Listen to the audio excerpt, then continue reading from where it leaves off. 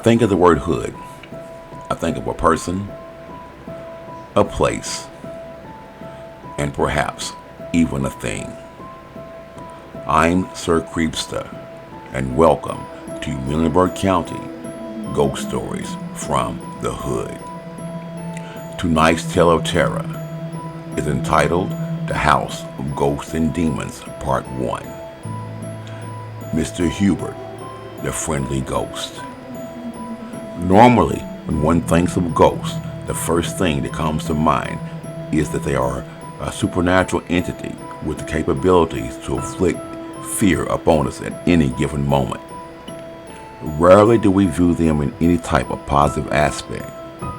To many of us, they are supernatural beings that many stories, movies, as well as TV shows are made about.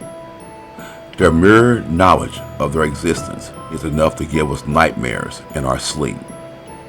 But occasionally, there are heartfelt stories of friendly ghosts, such as Casper, for example, whose main purpose is to feel as if they are still very much so a part of the living, coexisting as supernatural beings who have yet to cross over to the other side. Tonight's tale of terror involves one such ghost whose sole purpose was to only remain in the place that he had always considered to be home. But before we go any further, don't forget to like, comment, subscribe, and share my videos. Also click on the little bell icon so that you can be notified and stay in the loop each and every time I upload a new one.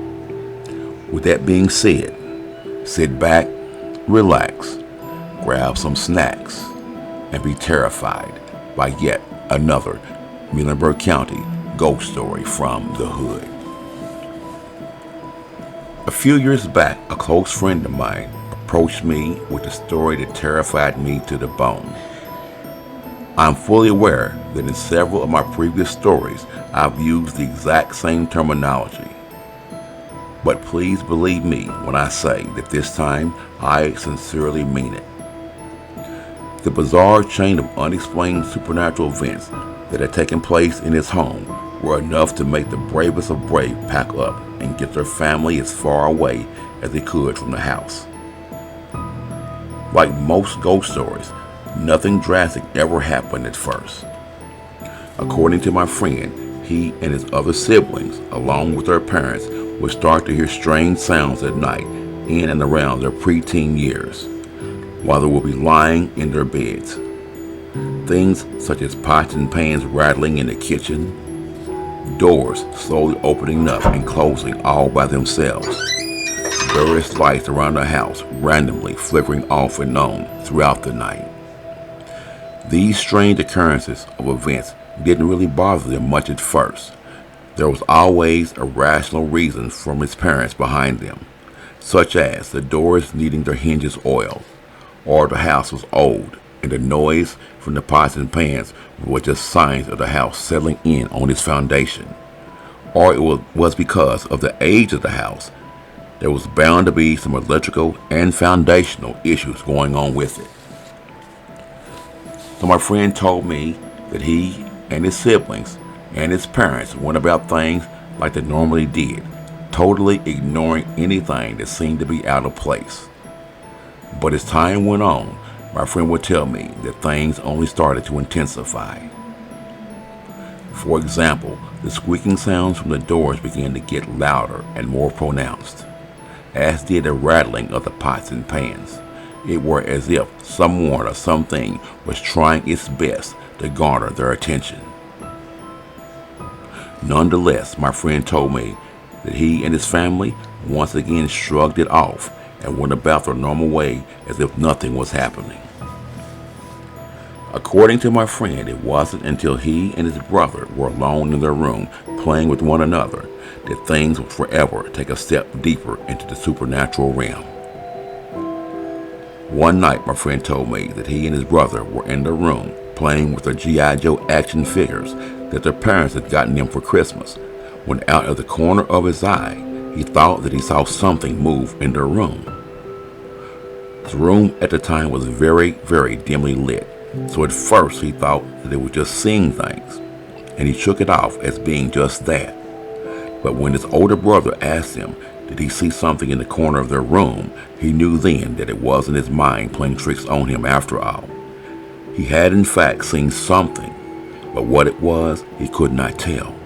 All he knew was that it was there 1 second, and then it was gone. The next day, the two of them would go to their parents and tell them about their experience in their bedroom the night before. And as before, their parents just chalked it up as being a case of their young imaginary minds playing tricks on them once again. That there was nothing out of the ordinary going on in their home. A few days went by without any incident. It wasn't until his older brother had to make a late-night bathroom call that the things that had been hiding in the dark would finally come out in the light.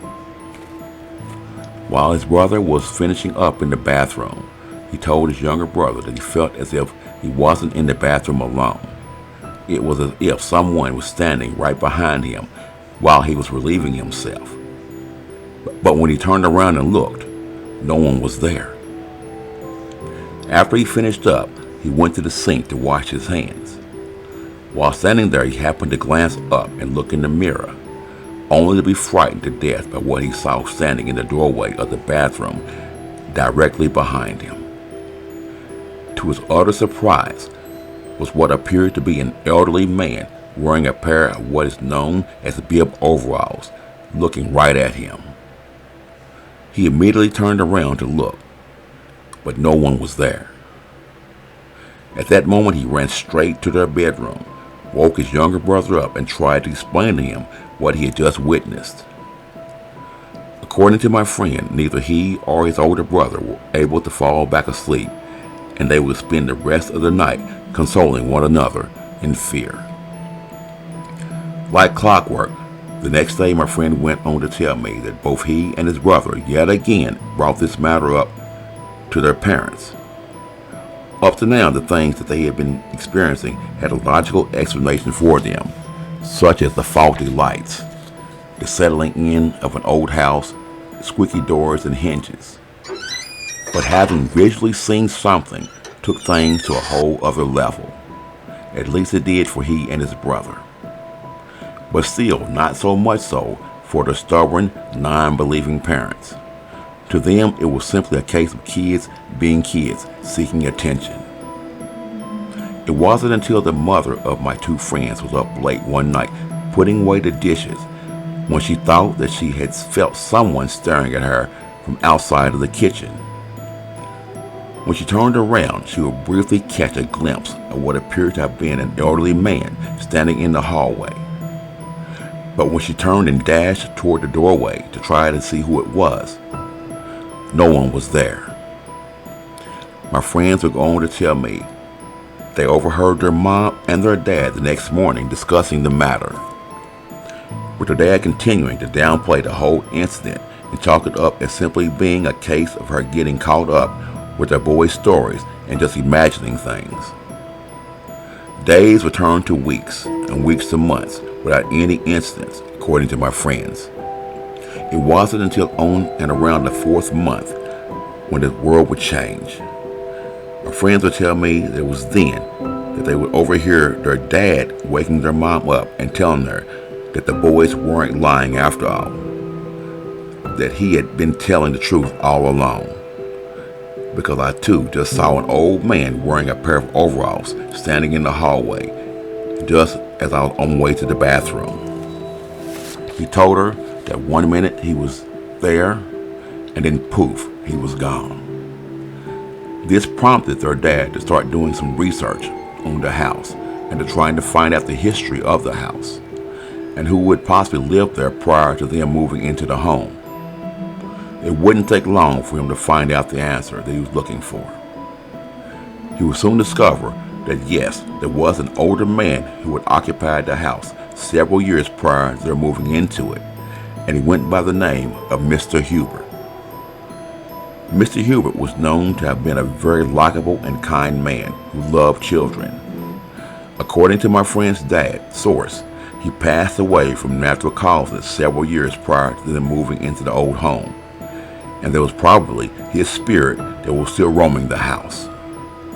Not having the means of moving anywhere else, my friends told me that they and their sister and their parents continued to stay there, occasionally seeing old Mr. Hubert every now and again. He would often mess with his family by moving objects from one spot to the other, but nothing serious. It wasn't until their older sister, Teresa, experienced what she did that things would take the whole supernatural matter completely to a whole other level, forever changing the way that any of them ever felt about the strange and unknown. Stay tuned for part 2 coming to you on October the 17th. I'm Sir Creepsta, and until next time, stay terrified.